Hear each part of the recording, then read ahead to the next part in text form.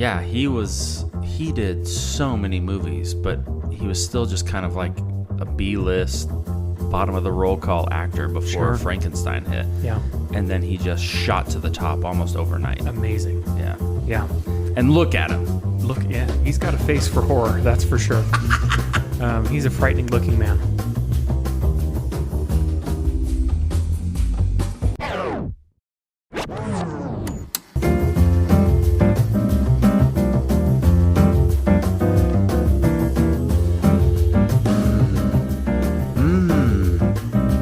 Welcome.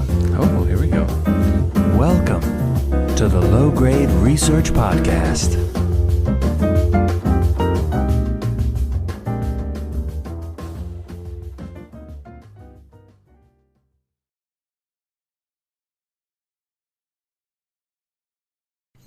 How you doing, pal?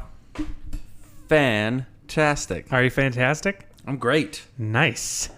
Back in the studio, back to recording. I love this. This is the deal. Okay. Whatever that's supposed to mean. What's new, pal? Gosh. What is new? I don't know. I've been reading a lot about old scary monsters. Like what? Oh, looking at the folklore of werewolves a little bit. What else? Ooh, what else?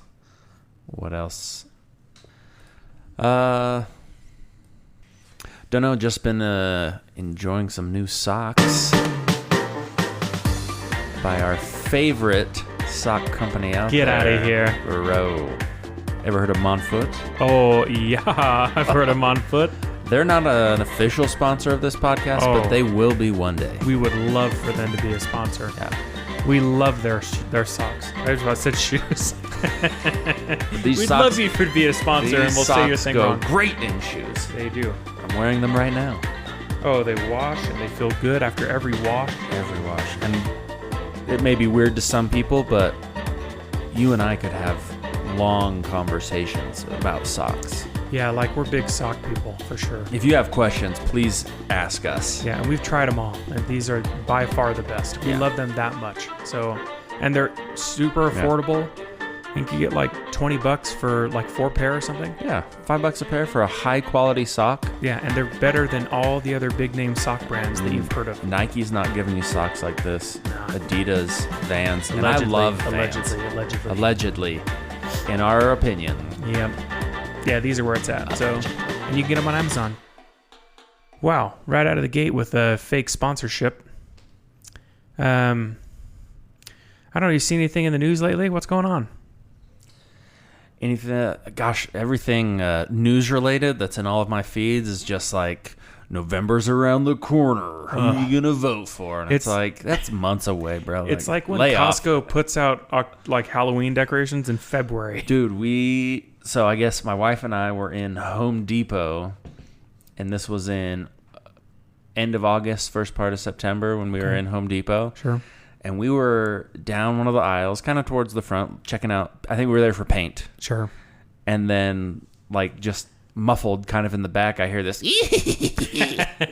What the heck was that? Like, I thought someone's cackling in the aisle. And we come around the corner, and they've already got, like, the full-size animatronic Halloween decorations you can put in your yard. And I was like, seriously, already? And like I say, it was like end of August. So my wife was like, well, it is a month away. Well, and my wife's your wife too, I believe, is a huge decorator. Oh, big time.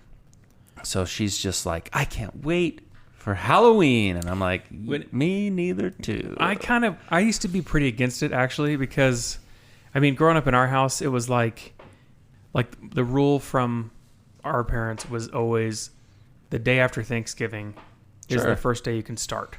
For Christmas? For Christmas. Yeah, for sure. And so I still try to live by that. Well, I'm not sure I do anymore. No. Well, yeah, I mean, during COVID, I had been pretty... Look, don't judge anyone for what they had to do to get through COVID. Well, that's true. But during COVID, my wife was pregnant with our little boy. And so we didn't know what COVID was or anything, or how it would affect like newborn babies and stuff. Sure. So we were trying to be extra careful, and so we just like stayed shut up into our apartment and didn't see anybody, including our family, like at all, for months and months and months.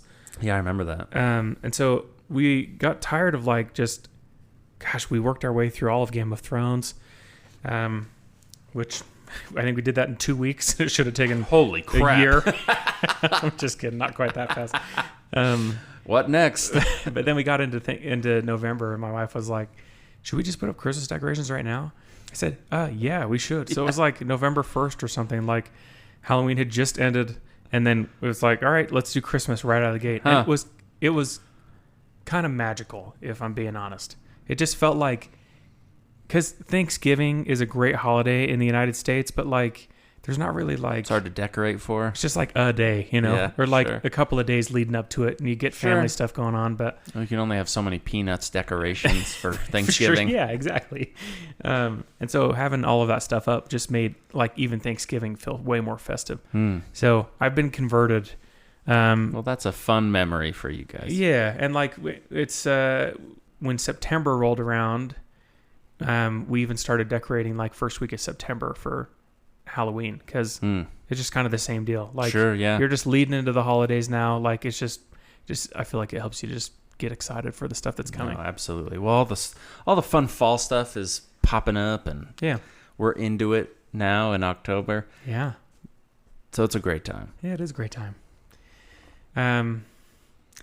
So did you guys get one of those 10-foot tall Jack Skellingtons to put in your yard this No, year? but those things, they have a setup at Home Depot, like you said, and we went by, and my son was like super fascinated. We thought he'd be scared, but he was like, he thought they were cool, and they have like the try me buttons or whatever. Oh, yeah. And so he pushed those. Yeah, we couldn't get him to stop. I wanted to show you You're like, one. son, we gotta leave. Oh, here we go. So they had this at Home Depot. It's like a haunted diver That's cool. with like a diving bell on his head. Yeah, it was freaking dope. That's cool. So I would have bought that, but I didn't feel like I had $300 that You didn't I have an extra $600? Well, that one's on eBay, so Oh. somebody's definitely scalping that, but Pretty fun. you know.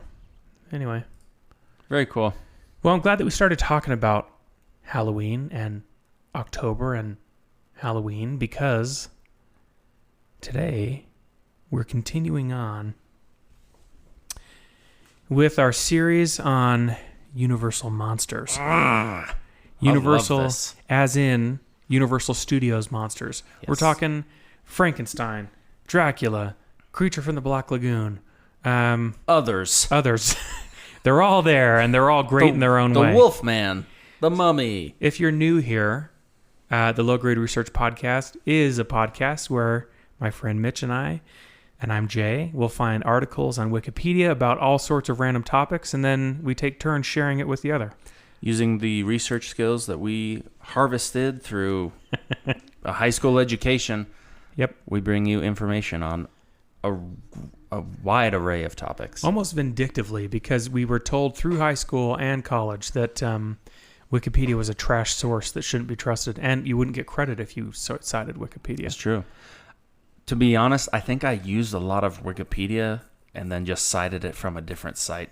Ah, cool. So Yeah. Mitch's In degree. high school. Oh, In high school, Well, yeah. Your high school degree is I was about like- to be revoked. Like, my high school teacher's not checking to see where my sources are. They didn't even know what computers were. This is also when you still submitted stuff on paper. Yeah. So they're not going to go Google and look up all the sources No. you put at the end. When they've got 30 papers they need to Yeah, not a chance, dude. correct from one class. Yeah. not They've a got chance. 300 papers across all their classes. Yeah, and I got great grades on those papers. Thank you, Wikipedia. Yeah, but today we were talking about one of the classics. They're all classics when we were talking about Universal Monsters, but the one I wanted to talk about was The Mummy. So Classic. I feel like as far as Universal Monsters, there's Frankenstein and then The Mummy. Because they're all Like top really tier classic and ones? they're all iconic. Sure. But I feel like after Frankenstein being the most well-known, it's got to be The Mummy. For sure. Yeah. Well, or maybe Wolfman too is right in there. Maybe, yeah. Yeah. Yeah. I kind of see like Wolfman, the Mummy, Frankenstein, and Dracula as like kind of the core four. You know what I mean? I'm looking to the Mummy. I mean, it's great. Terrific. Let's get into it. So this episode's going to contain chat about the Mummy, but also about something else that I've found hugely fascinating. So we're both kind of film buffs. We may have a film review podcast called The Third Row Critic. Go check it out. Go check it out. Which happens to be doing an episode this week on the same movie we're talking about today. How coincidental. So go check it out. But when I started college, I wanted to have a film degree. Yeah. I wasn't sure exactly what I wanted to do with it. I just knew that I could do screenwriting, script editing, film directing, something along those lines. And I got really into it, probably 2 years into it, and then decided it really wasn't for me, which is fine. But it was not for me because of things other than the movies, because I still love the movies deeply, right? And I have a particular fascination with like the golden age of Hollywood. Yes. So like early 1900s, mid 1900s. And so this movie talks about that. And there's something that I had heard about in film school and kind of other places that I don't think we've talked about yet, and we're going to include it. It's called the Hays Code. Interesting. So we'll talk about it. But never heard of it. No, I thought it was super fascinating. So that's going to link to a different page in Wikipedia. So back to the Mummy. So what is it? So it's a 1932 American pre-code horror film, and the Hays Code is that pre-code. Okay. So we'll talk about that in a second. Directed by Carl Freund. Yeah, Carl Freund also did Metropolis. Okay. He did Key Largo. He did The Good Earth. So okay, I have heard of Metropolis, and I'll be honest, because we have talked about this film in our other podcasts, so I am aware of it. So Key Largo is like a really good film noir. Okay. Humphrey Bogart jam. Oh yeah. Really good movie, and I've seen that one. I've never seen The Good Earth. The Good Earth is like two Chinese farmers. It'll take too long for me to look it up. It's different from the other stuff that Carl has done, but it's also really critically acclaimed. And then Metropolis is like considered one of the most, it's up there with the most iconic films of all time. Yeah, for sure. So that's Carl Freund. Let's talk about I've got details of the movie still. So it was made in 1932. It was rated TV-14. It was an hour and 13 minutes long. And on IMDb, it has a 7 out of 10 rating. And on Rotten Tomatoes, it's an 89 certified fresh. Wow, really good scores. Really good. For a film that's almost 100 years old. Yeah, we're coming right around the corner of 100 years. Yeah. Do you want to watch all these Universal movies on their 100-year anniversary days? That would be cool. I think maybe we should put a pin in that. We're going to be old. Yeah, we're going to be like 75. We're going to be older. So I want to read to you the synopsis, and I kind of figured I had a little special treat for you, okay? I love treats. So there's all kinds of AI services out there, and I found an AI service that will read will read the synopsis of this movie in the voice of Sir Laurence Olivier. Okay. Who is another really well-known actor from this time period, contemporaries of Boris Karloff, who's the star of The Mummy. Okay? Yeah. Ready? I'm ready. I'm ready. What a treat. It is kind of it's weirdly convincing too, which is kind of freaky. But all right, let's see if we can. 1921. All right, hold on. Oh. In 1921. All right, calm down. In 1921. Stop, dude.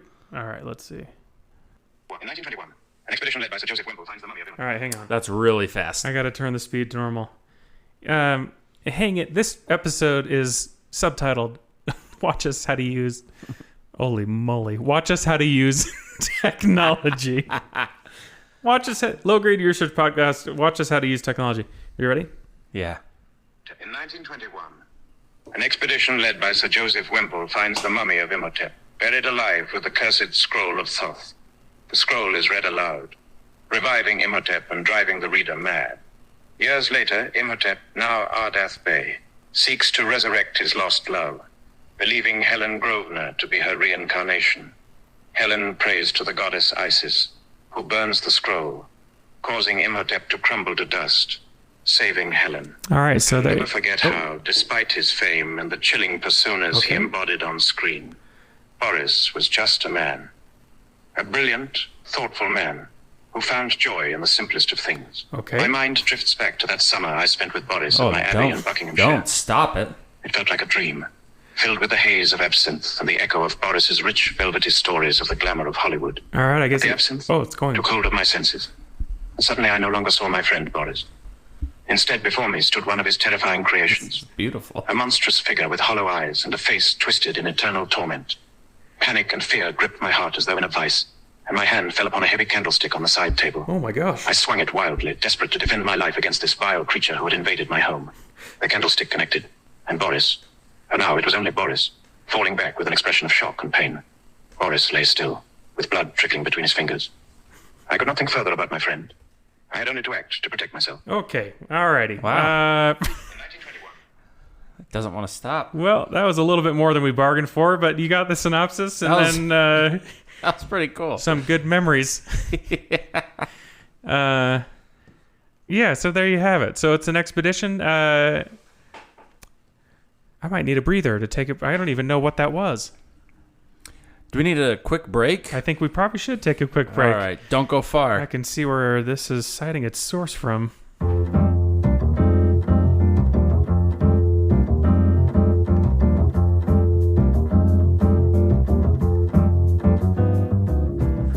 All right, we're back. Having had a moment to take a breather from that wild train of AI. But we got the general gist of the movie, right? We did.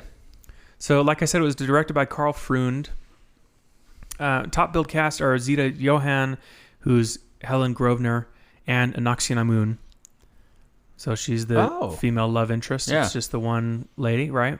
David Manners as Frank Wemple, who's kind of the leading man, right? Archaeologist. And then Arthur Byron is Sir Joseph Wemple, who's his archaeologist father, who finds the mummy, Imhotep. Sounds like nepotism. And then we got Boris Karloff, who is Imhotep, and he also plays a character called Ardith Bey in the movie. Imhotep. So a little note on Boris.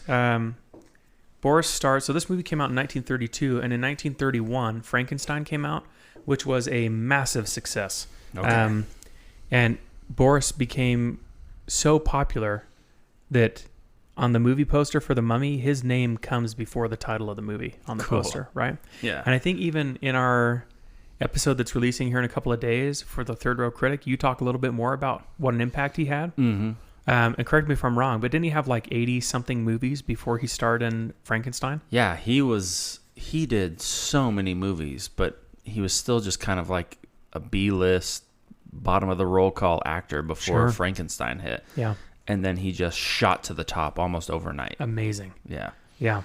And look at him. Yeah, he's got a face for horror, that's for sure. He's a frightening looking man. And I can say that confidently because he died, 40 years ago, 50 years ago. So, so that's the cast. So I want to take just a little bit of a detour right out of the gate and talk about pre-code Hollywood. Yes, okay, I'm interested. Yeah. This is something I know nothing about. So the article in Wikipedia for this code, so it's unofficially called the Hays Code, and it's officially called the Motion Picture Production Code Censorship Guidelines. And the Wikipedia page for this is huge. And it details, well, we'll get into it, but like it talks about what the code is, when it was created, when it was enforced, and kind of like what movies skirted around it. Mm-hmm. And it's not really a thing now. And we'll talk about the stuff that it kind of prohibited, and you'll see like all of that stuff is in movies now. But essentially it was this code. It was a set of guidelines created in 1930 to shape the kind of content that was being produced in Hollywood.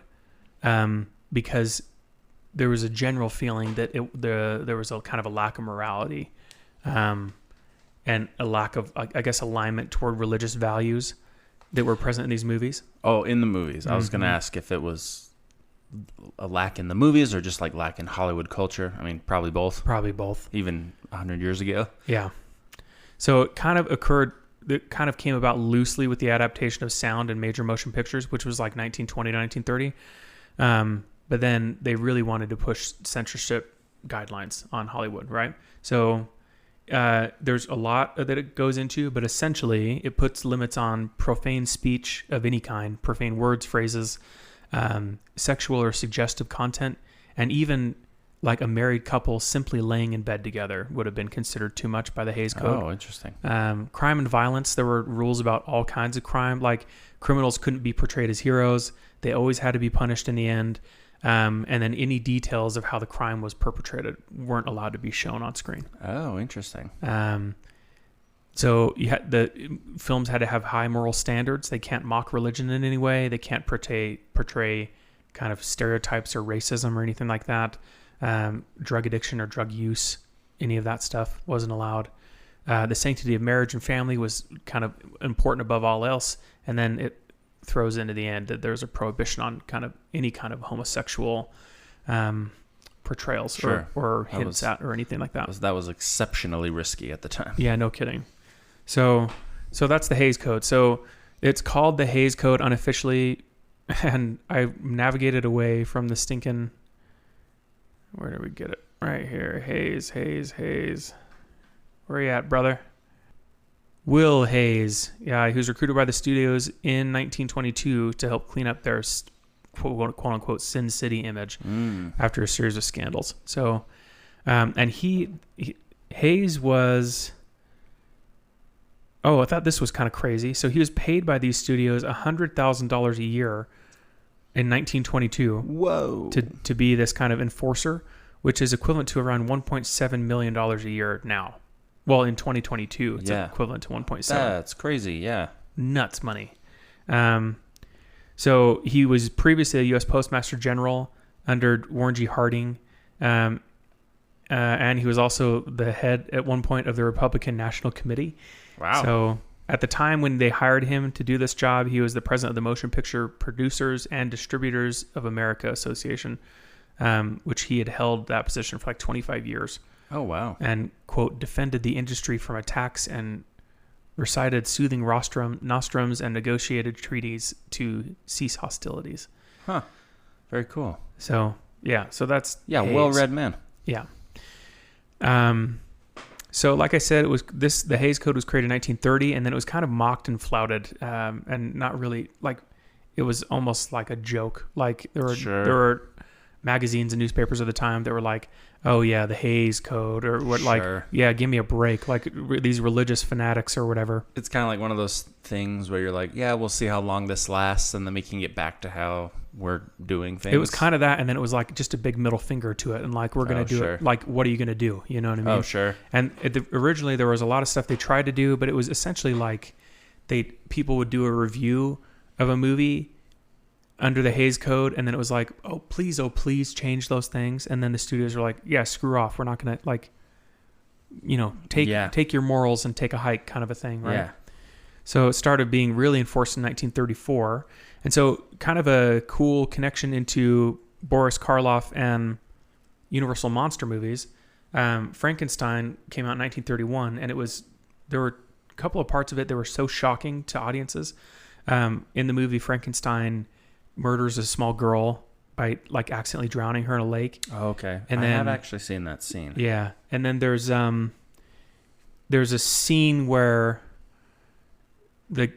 Dr. Frankenstein says something to the effect of, and now I know what it's like to become God or whatever. And so both of those things were for the time horrifically shocking to audiences, right?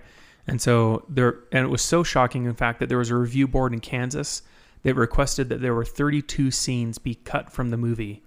Oh, wow. Which would have cut its running time in half. I was going to say, those movies are only an hour back then. Yeah, you would have had nothing left to show. Holy cow.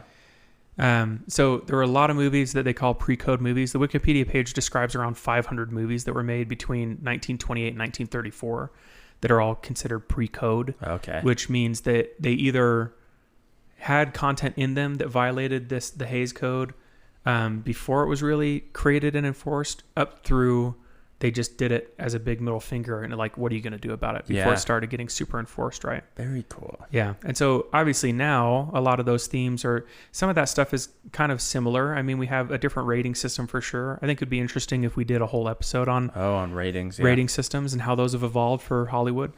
But some of those themes that the Hays Code prohibited are a lot of them aren't even seen the same way, or certainly seen differently, or people have a much better appetite. They're more palatable for people when they go to see movies. Totally. Things like that. So, and then, so it's just kind of gone away. And I didn't really see, I'm sure that it said it in the article, but I didn't really see when that was kind of abandoned. But for sure, it's not around anymore, and things have just kind of changed. But anyway, so that's the Hays Code. That answers some questions for me, because I have seen this movie. You have seen this movie. And in fact, we watched this movie together. We did, yeah. Yeah. And it was wildly interesting. And because neither of us has seen it before. And a lot of these monster movies we've never seen before. So it's been cool that we're also releasing these in tandem with Third Row Critic, because we get a chance to watch all these movies that have shaped kind of pop culture and horror culture forever, right? Totally. But yeah, there's scenes in this movie in regard specifically to Helen Grosvenor. Was Zita Johann's character, Helen Grosvenor, at one point dresses in kind of, in the movie, it's like authentic Egyptian garb or whatever, but it's quite revealing. And so we watched this movie like 1932, and we were like, oh my gosh, like, how did they even get away with that, right? But it's because it's pre-code. So if they'd made this like 6 years in the future, then they would have had a really hard time. Yeah, with they some would of have had those to redesign scenes. the costumes. And in fact, the article says that there were even some scenes that were cut anyway because they were kind of pushing the limit too hard. They're pushing the limit even pre-code. Yeah. Interesting. And it had to do with not so much like the suggestive stuff. It was just like kind of the cult and the violence and stuff like that. But anyway, so I want to talk about the history of this a little bit, because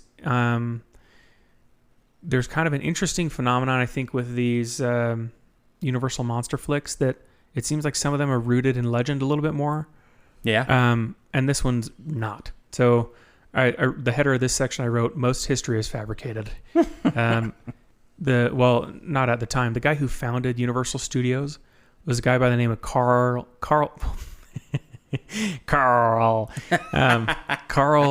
Lamel Jr. Okay. Lamel Jr. Shoot, I should have looked up how to say his last name. But he founded Universal Studios. He ran it from 1928 to 1936, right? And they kind of call those the golden years of Universal Studios. Sure. And so he got inspired by the opening of Tutankhamun's tomb, which... Oh, because that was around that time. It was in 1922. Yeah. Yeah. And then he also was inspired by the Curse of the Pharaohs, which I want to take another small tangent on. There's a whole article on the Curse of the Pharaohs as well. But to boil it down, it was a curse that was believed to be cast on anyone, thieves or archaeologists or otherwise, who disturbed a pharaoh's tomb at all. So it was believed to cause bad luck, illness, and even death. Are you going to talk about some of those? Like the curses?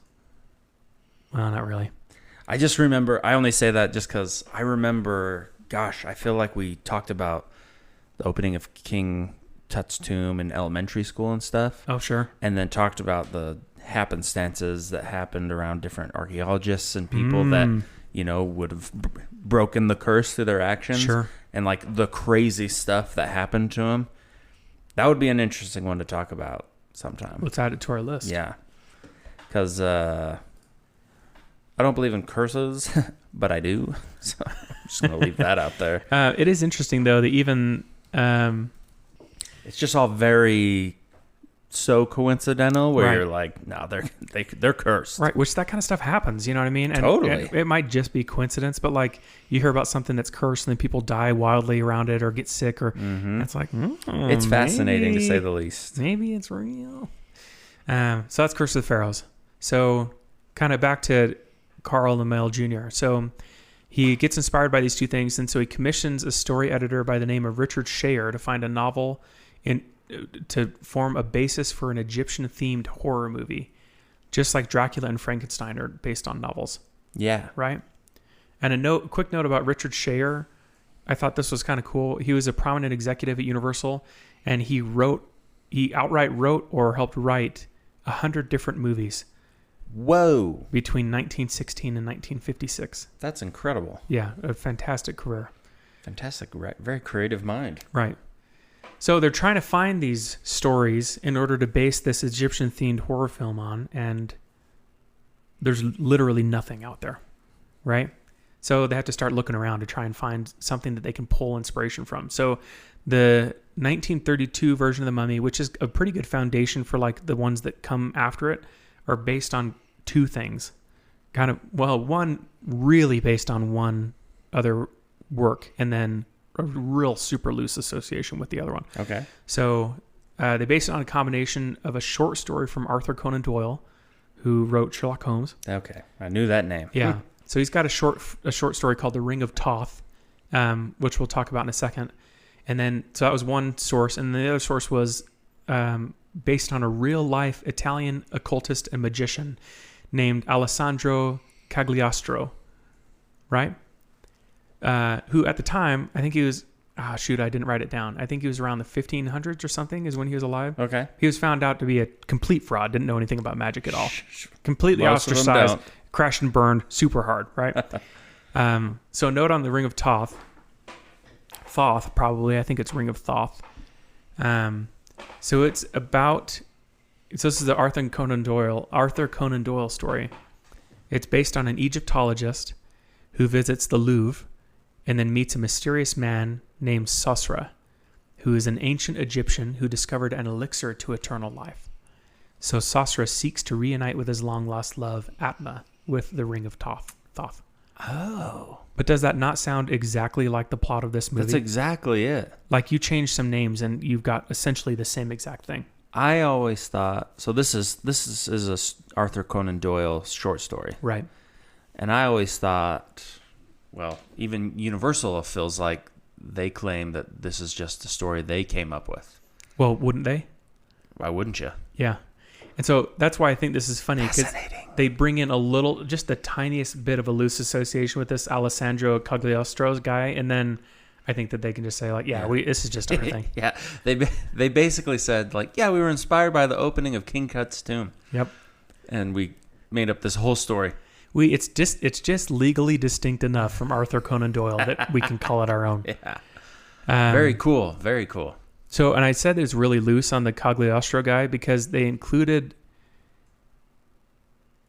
a little bit about him, but it almost had nothing to do with Cagliostro because the writers found out about this Cagliostro guy and then wrote a 9-page treatment loosely based on this guy about a 3,000-year-old magician living in San Francisco who keeps injecting nitrates in order to stay alive. Whoa. Whoa. I don't know if you remember me saying Cagliostro was an Italian living in like the 1500s. Right. Would never have even interacted with San Francisco, unfortunately. No, not even once. San Francisco was built, I think, in the year 1600, so just barely missed it. So they just like took a random name out of a hat and wrote this 9-page thing of whatever it reminded them of, and then combined it with almost word for word and point for point Arthur Conan Doyle story. Yeah. So just change a few names. Yep. Call it ours. So at this point, with the story sufficiently fabricated, they hire a guy named John L. Balderston to write the script. Okay. So I want to take a little bit of a point on Balderston, and then I think we ought to take a quick break. So Balderston wrote for Dracula and Frankenstein that were released the year prior. But in a previous career, he actually was a journalist and covered the opening of Tutankhamun's tomb. Oh, cool. So this guy was like primed and ready to go to write this. He was an inside source. Yep, 100%. Very cool. And I'll tell you a little bit more right after this. Hey, Mitch. Hey, what's up? You ever found yourself standing in front of a dishwasher with no idea how to use it or install it? Yeah, more than once. Have you ever been devastated to learn the dresser you bought from IKEA wasn't delivered pre-assembled and the only tool you own is a pair of scissors? That's why I don't own a dresser. Are you ignoring the incessant beeping of your smoke detector and blaming it for your failing marriage? Yeah, but that's just because I took the batteries out for the remote. Well, for everything, including your marriage, look no further than GHM Handyman work for all your home care needs. From electrical to plumbing, appliance installation, appliance repair, sprinklers, woodwork, and everything in between, no job is too big or too small. Listen, folks, jokes aside, there are two big problems you'll face when looking for a handyman. The first is the white-hot embarrassment knowing you can't change your smoke alarm battery and your marriage is falling apart. The other thing, and this is a big one, not knowing who to trust. Dear listener, you know us. We know you. You listen to the Low Grade Research Podcast for verifiable facts that you can trust.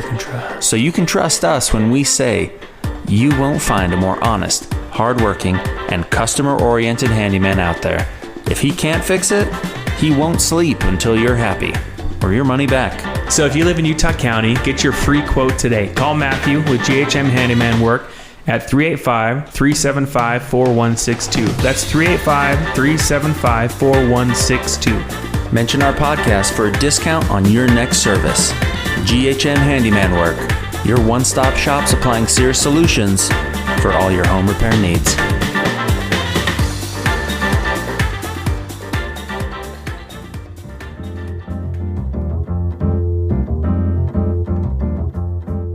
Welcome back. Thanks for joining us again. Yep. Hope you liked that quick break. Against your will. Alrighty. You want to talk about production and special effects? Yes, I do. Because there's some pretty cool stuff in here. Special effects of the 1930s. Amen. Because it was so creative and just off the wall, the stuff they had to come up with. I love movies pre-CGI, or even post, but choose not to use it. Amen. I just stumbled in. Sorry, real quick thing. Please. My wife and I are big Lord of the Rings fans. Yeah. And I just stumbled into this thing. If you're not a Lord of the Rings fan, don't listen to our show. Get out of here. Get out. I just stumbled into this thing where it showed. You going to talk about the scene where Aragorn kicks that helmet, but he actually breaks his toe in real life? What? No, I didn't know about that. Have you never heard about it? No. Okay, I'll tell you after this. It's a massive joke online. That's cool. I can't believe you hadn't heard about No, that. I just stumbled across pictures of set design for it. Yeah. And that the production crew actually made models of Minas Tirith, which is a city in the kingdom. Yeah. Obviously, they weren't to scale or that, but they actually made like scaled down versions or scaled whatever. down version of this city that's carved into the mountain, so that they could actually film, Wow. all its dimensions, so that it looked real on camera because it was real. That's fantastic. Like just the extra effort That's to so cool. make a movie so much better. Yeah. Because they could have Anyway. just created all of that out of a whole They cloth. could have, yeah. With They computer could've. effects, yeah. No, there's a joke online. So you know the scene where Merry and Pippin get kidnapped by the orcs? Yes. And then it comes to a head where like the orcs and the Uruk-hai are like fighting with each other. Yes. And then they kind of start eating each other. And it's at night. And then Merry and Pippin decide they're going to get away. And they run into that forest or whatever. Right. So then Aragorn, Legolas, and Gimli come walking through after the fact. Yeah, I remember. And the riders of Rohan had already killed all the rest of the orcs that were right there and then piled all their bodies into a big burn pile. Anyway, so there's a scene where they get up there and they're like, Merry and Pippin are dead. So Aragorn is like frustrated and he runs and kicks this helmet, like an orc helmet. And then he screams out in pain, but it's because in real life he kicked that and then broke his big toe. No way. Because he kicked it so hard. That's hilarious. So the joke is that like it's so authentic, but the joke, there'll be a meme on the internet of like somebody watching like Anniversary Edition in the theater, and then he kicks it, and they're like, "Did you know?" Yeah.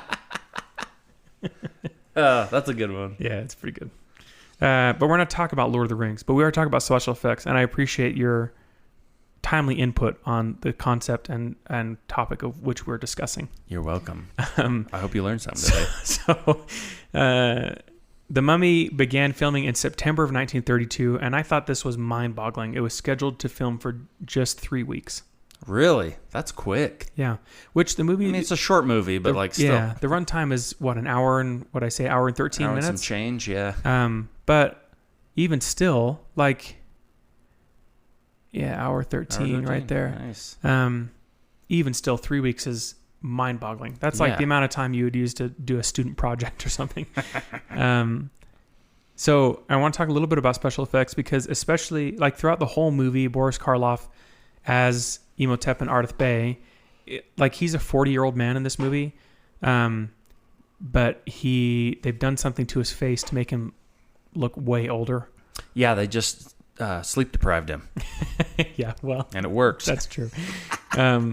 I think we were joking about that when we watched it because we're like, yeah, little known fact, no makeup was used. They just made him stay up for 24 hours. Really tired. He just became a brand new dad. So, and the opening scene, when the archaeologist expedition, they get Imhotep's sarcophagus up, and they start opening it up, and then they have it open, and then you can see Boris Karloff, and he looks very convincing as a very old mummy. Yeah. Kind of crumpled over, like, inside that sarcophagus, right? And so they're talking about what they're going to do and all their findings and where they can find more stuff. And then they have this scroll, the Scroll of Thoth, right? Which is, again, just lifted directly from Arthur Conan Doyle's. It is, because I think we talk about in the movie review how that's not a real artifact, that it was fabricated for the movie. And it sounds like it was fabricated by Arthur Conan Doyle. Yeah, it was for sure not Universal. Well, allegedly not Universal Studios. Never mind. I'm not going to get sued or get a cease and desist, so we'll just leave it at that. We're coming for you, Universal. Yeah, we're coming for you. We know the truth. Yeah, we're coming for you and your stinking theme park too. We're going to own all of it. So right at the very beginning, so they have him kind of tucked up in there, and then they have the scroll, and it's like, don't read from the scroll. And then basically an intern on the dig starts reading from the scroll, and then it awakens Imhotep. He's like, but I can't wait. Right. And I know a little bit of Egyptian, enough to get cursed. A nice side tangent there is that he reads it and watches Imhotep come alive, and then just laughs himself, like, to death. Into madness. They just skip 10 years ahead in the story. They're like, oh yeah, that dude laughed himself to death. He's dead now. Anyway, but to get kind of the iconic look, to make him look really like a mummy, they applied cotton collodion and then spirit gum to his face. They put clay in his hair, and then they covered him in bandages that were treated with acid and burns to kind of get the full effect. So they started putting all this stuff on him for, I should say, he did all of his scenes as the mummy in one day. So, like wrapped up in bandage. Wrapped up and all. Okay, sure. So on that day, they started putting all this stuff on him at 11 a.m. They finished putting it on him at 7 p.m. Oh my goodness. And then he concluded filming his parts at 2 in the morning. And Talk about working for your money. He was followed by 2 more hours of makeup removal. And he said something and that was just spraying him off with a fire hose. Yeah, basically. Just dumping him in the LA River. Yeah. That half an inch of gross water. Anyway, and he said something to the effect of like, that was one of the most trying things that I've ever done or whatever. Oh, I can imagine. Yikes. So after the movie was released, I want to talk a little bit about historical accuracy and then reception and reboots, and then that's kind of it. But the historical accuracy is basically nil because they just came up with it out of nothing. Right. And in fact, it's so not historically accurate. Like, I feel like with some of these concepts, like with Creature from the Black Lagoon is a good example. There's like myths and legends that are kind of associated with this. There's nothing like that with the Mummy. No, I think the only thing I remember talking about previously where there's any connection even, one, it's based in Egypt, so that's a real place. Right, and the mummies come from Egypt. But so the god Thoth is a real god in Egyptian religious theology. Yeah. That's the word, theology. Right. He's a part of their theology, and that's it. Yeah. That's all the accuracy as far as real connections to real life. Right. And the Scroll of Thoth in the movie, they think that they kind of loosely base that on the Book of the Dead, which is a real thing, which comes into play in later editions of The Mummy. But yeah, this movie has like basically nothing. And it's worth noting that even Egyptians throughout history have never believed they've never even considered the idea that mummies would come back to life. Fair enough. Because their whole thing is that mummification prepares you for the next life. And so why would you want to come back? Well, and it renders your body such that your body would no longer be effective in the life you just left behind. Sure. Very interesting. It's like you don't have organs, dummy. Like, how are you going to function? Right? They're the smartest of all of us. They are. That's funny. I never even thought about that. Right. So yeah, they didn't even consider it so there's not really, I think there's one loose association of like a reanimated mummy, but by and large in Egyptian history and theology and stuff, like it's just straight up not a thing. Awesome. So critical reception and reboots. Critical reception was mixed. One critic from the New York Times had a big, lengthy quote that was very rude, but the gist of it was, quote, "It's a costume melodrama for children." Oof. And he said that the scariest part was right at the beginning, because there's a scene where they mummify Imhotep for his crimes, and so they're like wrapping him up in these bandages, and you get kind of a close up on Boris Karloff's face, and then they're wrapping over his mouth and then over his eyes and stuff like that. I remember that. And this critic was like, "That's the scariest part of the whole movie. The rest of it's just a costume melodrama." So not a fan. But then it got decent critical reception outside of that, and then it has grown to be what it is now. Yeah, very right? iconic. Very iconic. Yeah, it was maybe a slow burn, but it for sure has its place in cinematic history. It made it. So this movie had no official sequel at the time, but the character of the mummy was reimagined in 5 other subsequent films, right?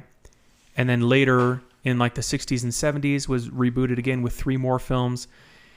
And then finally, we get to the 1999 cinematic masterpiece starring Brendan Fraser and Rachel Weisz. I knew we were going to talk about this.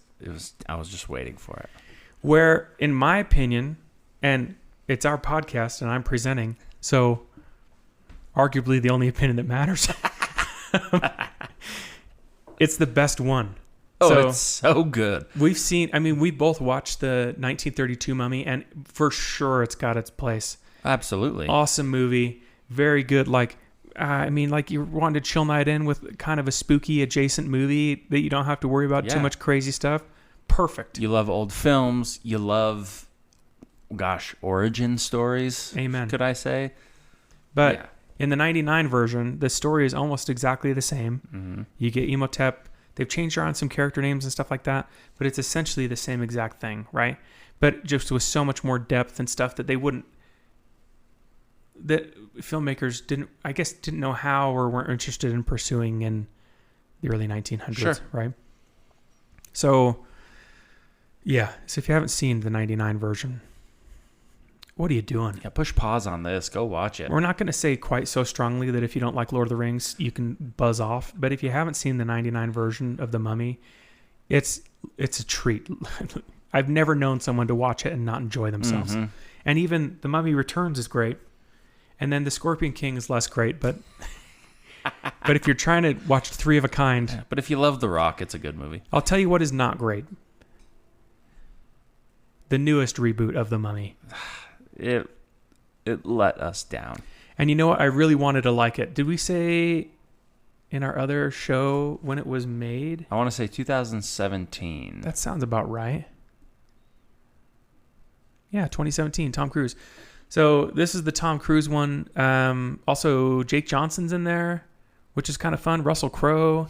That's right. So, Sophia Boutella, Annabelle Wallace. I mean, it's great. So a lot of really big name people for sure.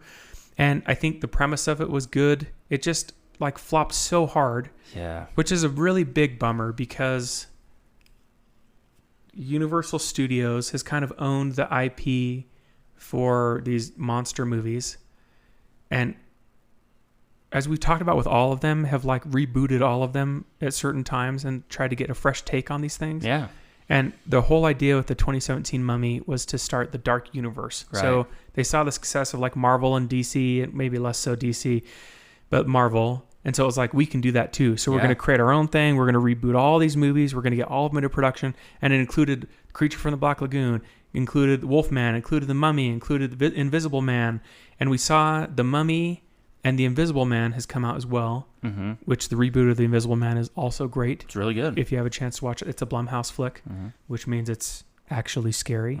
But yeah, The Mummy fell flat so hard trying to be like a superhero movie instead of just it just a movie about mummies. It was like this combination of trying to be a superhero movie, but also Mission Impossible with Tom Cruise. You know what I mean? Like that's just kind of the vibe I felt when I watched it. If you're not flying jets or doing bikes, then no kidding. Tom Cruise doesn't belong. And then there's a lot of CGI in it, which we've stated previously how we feel about that. Yeah. I mean, it has its place, but like when it's so heavy. Could have been better. Could have been better. So that was one that, I found out about the 2017 movie from my dad because he knows how much I love the 99 version of The Mummy. Because I've seen that movie, the 99 one, and it's probably safe to say I've seen it 500 plus times. And I would honestly believe that. I've watched it so much. I could tell you scene for scene exactly what happens. Mm-hmm. And so I really wanted to like this, but it just, anyway, wasn't great. So what we're hoping we're for... trying not to get hung up on it, if you can tell. Universal, I think, has probably abandoned their dark universe idea, but if we can see anything from the past 100 years, these movies are going to be rebooted over and over again with fresh takes. I'm sure they'll try their hand at it again. And you know what's crazy about that, Mitch? Is that a new version of The Mummy has been greenlit from Universal. For real? Yeah. And you want to know what's nutso about that? Yeah, I do. It's going to allow Brendan Fraser and Rachel Weisz to reprise their roles in a new, I guess, a continuation, of what they have done before. Like actually? Yeah, for real. Like actual Brendan Fraser. Like actual Brendan Fraser. The man who has held all of our hearts of our generation for so long. And we missed him for so long. He is a national treasure. He is. He's perfect in every way. Please do not let us down with some horrific story that comes out about him. Please don't. It'd break my heart. So is this supposed to be, like you say, a continuation of the original? Have they even released any information about it? No, I don't think that...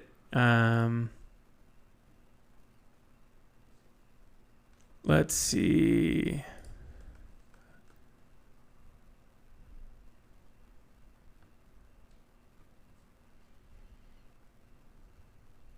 May 11th, 2024. Gosh, where do we find that? We can cut part of this out trying to find the... Here we go. Oh, well, it's according to World of Real. So, yikes. So, obviously, according to the World of Real is where I can find the sources that the Mummy sequel is in the works with Brendan Fraser and Rachel Weisz to return. So, new sequel in development over at Universal. They're going to return to their respective roles. And we'll see. The most recent, we didn't really talk about this, but it also starred Brendan Fraser, which was Tomb of the Dragon Emperor. Okay. So they did The Mummy Returns, Scorpion King, and then sometime later did the Tomb of the Dragon Emperor. Okay, I believe I've seen that one. And Rachel Weisz didn't star in that role. That's right. They didn't even, they just had a different actress who did a good job in her own right, but they just called her Evelyn. She just reprised the role that Rachel Weisz had left. Yeah, so it's just like a different person. That's so rough. It's so terrible. Can't you just write in like a different character? Like, how easy is it to be like, oh, they got caught up in their studies at the museum and they didn't want to come on this expedition. Right. You know what I mean? Or something like that. Right. But they're like, nah, the audience won't notice. No, they won't we notice. Noticed. This completely different woman. We noticed. With the same name. And we're still upset about it. Hugging on Rick. So I mean, it seems like maybe it's not super greenlit for the new reboot, but sure, I really hope that it is. I'd love to see Brendan Fraser in that role again. I do too, and I mean, I get the feeling that a lot of these are coming down the pipeline. Yeah, because I don't think they're done. They had success with the reboot of The Invisible Man, which I could also see them redoing for sure. But then there's also in Universal Orlando plans for a Dark Universe section of their theme park. Oh, still? Yeah. They're still advertising and talking about that. Interesting. So, and maybe they just have to find the right people. That's also set to release next year, according to UniversalOrlando.com. Well, if they're going to put money into it, then you can bet that they're going to try and get some movies out. We just hope they don't mess it up. I mean, we'll see. I do think that... I don't want to put bad juju out there, but we've got high expectations for you guys. I will say that horror films have been making a comeback in a big way. And not just horror in general, but like scary, like real pushing the edge kind of horror has really been making a big comeback. And Universal Studios is kind of like the granddaddy of all horror, so to speak, you know? For sure. So... they were kind of the first ones in the game. Yeah. If you can just pin it down and do it the right way... Don't film it by committee. Don't write it by committee. Get a young up-and-comer up in there that can take it and run with it. Wants and start to prove something himself. New. Yeah, or herself, their self. Like, just get somebody competent in there and do it. So, anyway, that's it. So that's The Mummy, buddy. Great movie. Every one we've talked about, great one. Except for the Mummy. The two main ones that we talked about. Tom Cruise fame. Okay, well, yeah, that's it. So if you like this episode, if you didn't like the episode, if you've got suggestions for the show or suggestions for topics, we'd love to hear about it. You can shoot us an email to... Our email is hello@otherbrothersstudios. Excuse me. Close. hello@otherbrothers.studio. That's the one. That's where you're going to find us. And you can find us on social media on Instagram at Low Grade Research Pod. So smash that like and subscribe button. Share it with a friend. Tell your grandma. This is a clean show, so if you're a school teacher and you want to play our show in your school, I don't know why you would, but go ahead. You can do it. Please do. Tell your friends and family. Tell your one uncle about it. We're just encouraging your students to use Wikipedia for their research. Yeah, that's true. Not That's a all. great theme, That's all. but you can enjoy your hobbies, and hobbies can include Wikipedia. And that, if anything, is the moral of this whole show. All right. Catch you next week, pal. See ya.